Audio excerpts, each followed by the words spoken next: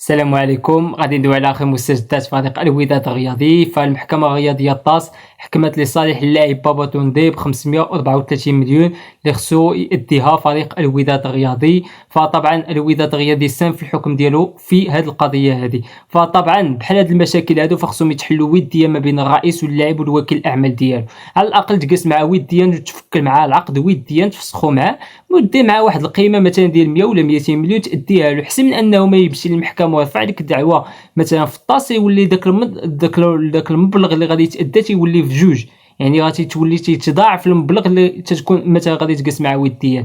فالمنحه اللي توصل بها فريق الوداد الرياضي على ود اللاعب داري فتقريبا توصل بمليار. هي الا مشيتي عطيتيها يعني في حاله ما تستلم في الحكم والنيت ايداتو يعني المحكمه، فخصك هذيك المليار خصك تادي بها واحد الليتيج اللي كان بامكانك انك تغاضى عليه لو فسختي مع العقد وديا، وممكن انك دير به انتداب اخر فعاود ما يديها واحد اللاعب اللي رافع عليك دعوه. فتنتمنى في المرات القادمه يكون انفصالات وديه حسن من انهم يطيحوا عليك لي ليتيج، وهاد لي ليتيج هما اللي تيخنقوا الانديه ديالنا المغربيه.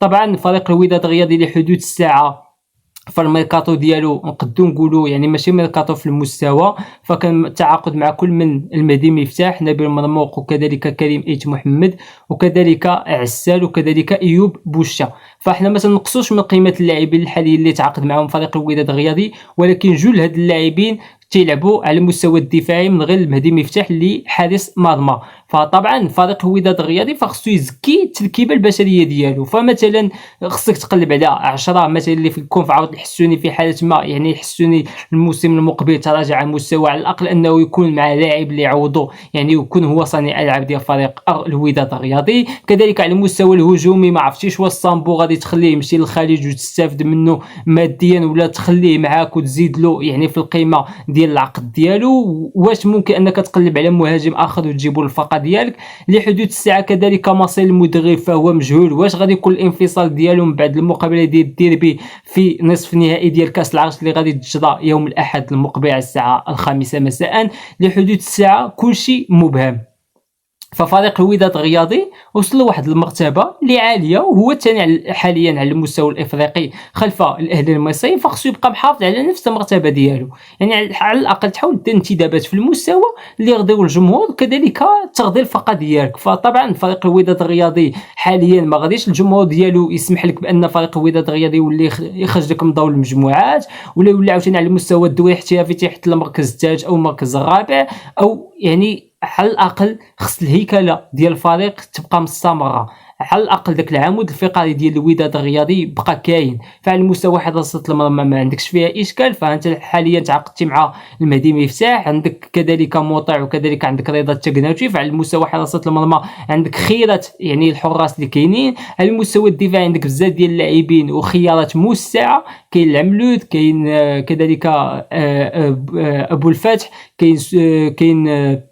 كاين فرحان، كاين زولا، كاين كذلك يعني عسال اللي نضاف ليهم، كذلك كاين ايوب بوشا، يعني قائمه موسعه على المستوى الدفاعي. ما يمكنلكش تلعب بهاد المدافعين كلهم، فعلى الاقل اما تسرح شي لاعب اما دير اعاره شي لاعب اخر، حيت يستحيل انك تلعب بسبعه ديال المدافعين. كذلك على مستوى خط وسط الميدان فعندك عده اختيارات، عندك جبران، كذلك عندك حمود اللي تنتمناو له ان شاء الله الشفاء العاجل ويرجع بسرعه لفريق الوداد الرياضي حيت صراحه محتاج له. كذلك الجعدي اللي هناك يعني مفاوضات مع الرئيس سي سعيد الناصري اللي ممكن انه يعني اقترح عليه واحد يعني صيغه اخرى وممكن انه يجدد مع فريق الوداد الرياضي ويستمر معهم. كذلك الدودي ممكن انه يغادر فريق الوداد الرياضي. فعلى المستوى الهجومي عندك الاجنحه كان عندك بوهرة ونجم بوسفيان، فخصك على الاقل شي جوج ولا ثلاثه اللاعبين اخرين اللي ممكن انهم يعوضوك في حاله ما هاد اللاعبين هادو عياو. على المستوى الهجومي والصامبو غادي يبقى ولا غادي يمشي، واش ممكن انك تجيب شي لاعب اخر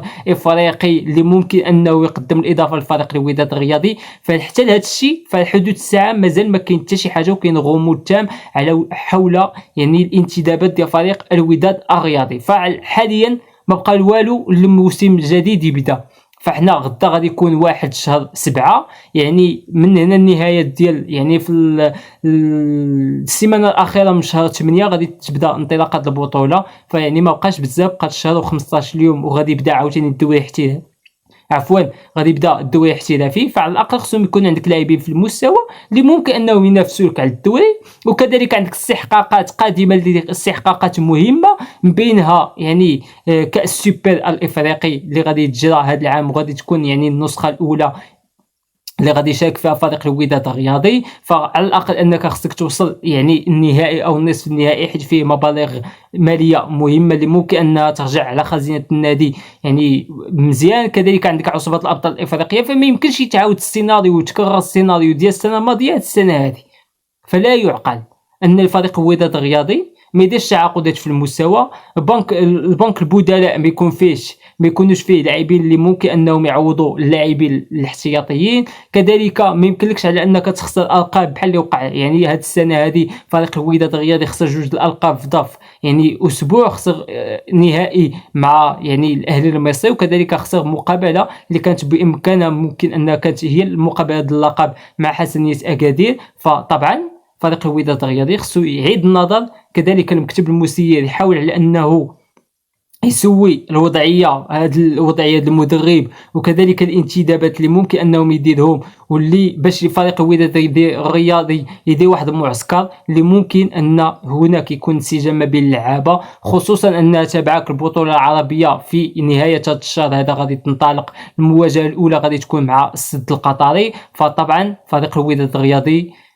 فريق عريق وصل القمه، فما يمكنلوش ان نشوفوا مثلا في السنوات المقبله فريق الوداد الرياضي تيخرج من دور المجموعات، فغادي تجينا شي حاجه اللي غريبه وغريبه بزاف. فاحنا صراحه تعودنا على فريق الوداد الرياضي طيله 8 سنوات يعني اللي فاتت. ففريق الوداد الرياضي وصل الى النهائي، دا مع عموته، كذلك السنه الماضيه دا مع والد الكراكي. فلما لا اطار وطني اللي ممكن انه كذلك يزكي الحضور ديالو ويكتب يعني الاحرف ديالو من ذهب مع فريق الوداد الرياضي، وتوج بلقب افريقي للمره يعني الثالثه في مسار النادي، عفوا للمره الرابعه في مسار النادي. فتنتمنى واحد الموفق لفريق الوداد الرياضي، ولكن هادشي ما تيجيش فقط بالتمني، ولكن بالفعل وبالانجازات اللي ممكن ان يعني على مستوى الرئاسه او يعني سعيد الناصري انه يوفر سيوله ماليه من اجل انه يدير انتدابات في المستوى اللي تعود بالنفع على فريق الوداد الرياضي. وكذلك ممكن ان اللاعبين ديالك حاليا تبيعهم بواحد الثمن اللي عالي وعالي جدا. ففريق الوداد الرياضي لحدود الساعه كيف ما اكدت، فيعني ميركاتو اللي لا يشرف فريق وصل الى نهائي ديال عصبه الابطال الافريقيه، وكذلك فريق اللي تكلاس دوزيام على مستوى الدوري الاحترافي. طبعا انا لا اقلل من اللاعبين اللي جاوا حاليا، ولكن كيف ما ذكرت فهاد اللاعبين تيلعبوا على المستوى الدفاعي، والمستوى الدفاعي ماشي هو يعني فرقه. فالفرقه تتقسم على ثلاثه ديال الواجهات. فكاين يعني كاين ثلاثه يعني الملعب تيتقسم، كاين المستوى الدفاعي، كاين مستوى خط وسط الميدان، وكذلك كاين خط الهجومي. فخص جميع المراكز تكون متوفره عند الوداد. فحاليا الوداد متوفره على خط دفاعي نقدر نقولوا في المستوى، ولكن كذلك خط وسط الميدان خصو يكون يعني مطعم بشي 2 أو 3 اللاعبين. كذلك على المستوى الهجومي لعب على الاطراف ولا كذلك الاجنحه ديال الوداد، وكذلك شي تسعود او يعني اللي ممكن انه يكون في محل صامبو في حاله ما انه غادر فريق الوداد الرياضي. فهذه هي اخر المستجدات ديال الوداد الرياضي.